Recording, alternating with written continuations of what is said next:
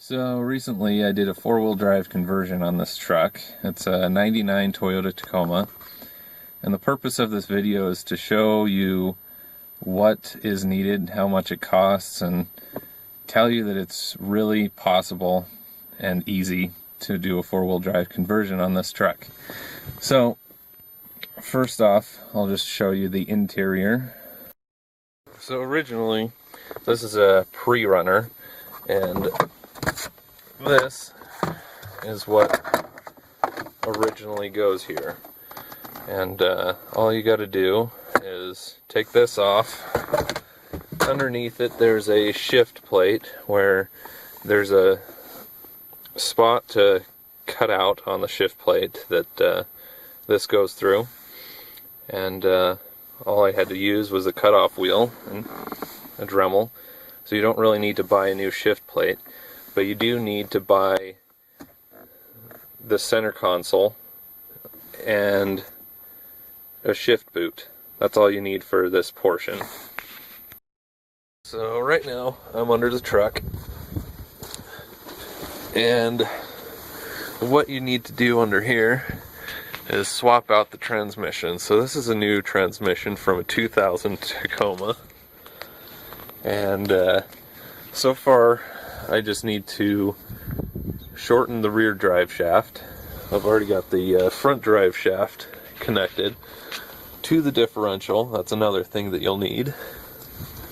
And some helpful advice is before you put in the front differential, you need to swap out the transmission, because it's a lot easier to access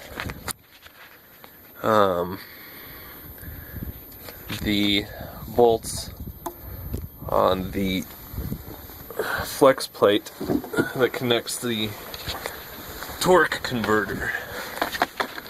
And if you're thinking that you could just use your old transmission, this is my old transmission. At one time I thought all you needed to do is pull this plate off, or this piece off, put a transfer case on. But come to find out, there's an output shaft that's longer, and if you want to do it, I've seen people do it, you can completely take apart the transmission and pull the output shaft out, and then put a new shorter output shaft in there.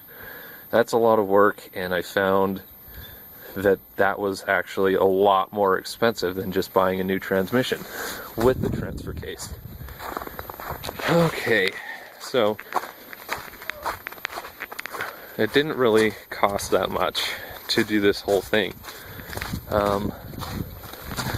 I got the hubs, which is the locking hubs, manual locking hubs, and I just rebuilt those. Just greased them up and they work just fine.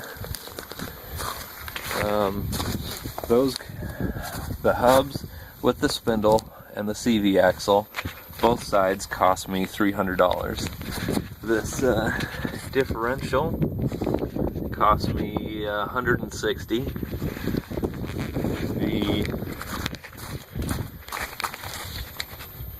The transmission with the transfer case cost me $450, and front drive shaft cost me $60, and I'm going to have to shorten the rear drive shaft, which is going to cost me $65. Then on top of that, I got the rest of the pieces, the interior parts, for another $25 at the same place that I got the hubs, CV axles. Pretty much I just went onto eBay and found some really good deals. So I didn't worry too much about getting the right differential. As you can see, this is a vacuum and the automatic disconnecting differential. What I did is I took this vacuum off, put a clamp on the shift fork to hold it into place, put it back on, so now it's completely locked and I can't disconnect it. Another thing right here, where is it? Right here. If you can get these bolts from the junkyard where you get the differential, do it, because these bolts from the dealership cost about $8 a piece, and then there's supposed to be a washer that goes on the bottom and on the top that are special for this differential. Those are about $10 to $15 a piece, not per side but piece, so it's bottom, top, on both sides, so it gets really expensive. So I would recommend just finding all the parts that you can at the salvage yard. Yeah, so that's pretty much it. It's, as you can see, it's not that difficult. I just did it in my driveway. This is my driveway, and as you can see, it's not paved, so I used the wood to roll a jack on so I could get the transmission in and out. I even did it during the winter, as you can see, and it's most of the time it was about 20 degrees. The reason I did this is because I recently got into an accident. Some lady just ran a stop sign and plowed into the side of me. It dented in that, destroyed the bed, pushed the rear axle back. It broke the shock in half, ripped the shock mount off the frame, so I took the bed off and re-welded that, got new shocks, got the body work done.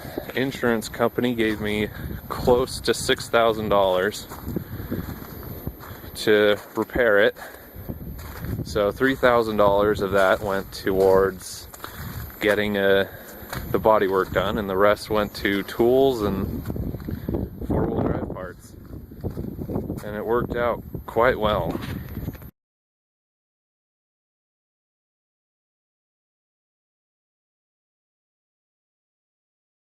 So a lot of people think that it's worth it to just buy a new truck and instead of doing the swap. It's actually more expensive to buy a new truck than to buy all the components and put it in yourself, and it's not that difficult.